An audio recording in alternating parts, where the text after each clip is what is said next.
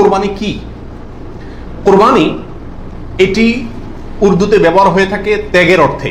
কোরবানি করা, যে কোনো কাজের জন্য কোরবানি করা মানে কি করা? ত্যাগ করা।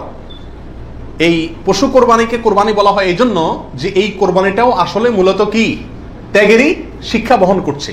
ইব্রাহিম আলাইহিস সালামের ত্যাগের স্বাক্ষর এই পশু কোরবানি।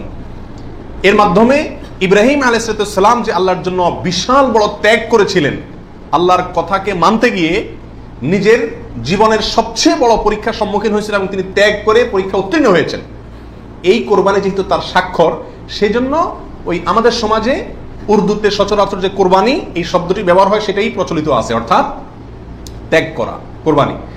আর আরবিতেও কোরবান শব্দটি আছে, যেটা কোরআনে আল্লাহ তাআলা ব্যবহার করেছেন। আদম আলাইহিস সালামের দুই ছেলে কাবিল এবং হাবিল, তারা উভয়ে আল্লাহর কাছে আল্লাহর সন্তুষ্টির জন্য তারা সাদাকা পেশ করেছিল, নৈকট্য অর্জন করার জন্য। আল্লাহ বলেছেন ইতাকাররাবা কুরবানান, তারা উভয়ে যখন কোরবান পেশ করছে, যে কোরবান শব্দ কোরআনেও আছে, অর্থাৎ তারা উভয়ে এমন বস্তু পেশ করেছে যার মাধ্যমে আল্লাহর নৈকট্য অর্জন করা যায়। সেই অর্থে কোরবান মানে হলো আল্লাহর কাছে নৈকট্য অর্জন করার মাধ্যম বা উপায়, অর্থাৎ ত্যাগ করা অথবা আল্লাহর কাছে নৈকট্য অর্জন করার মাধ্যম। এ হলো কোরবানির সংক্ষিপ্ত শাব্দিক পরিচিতি।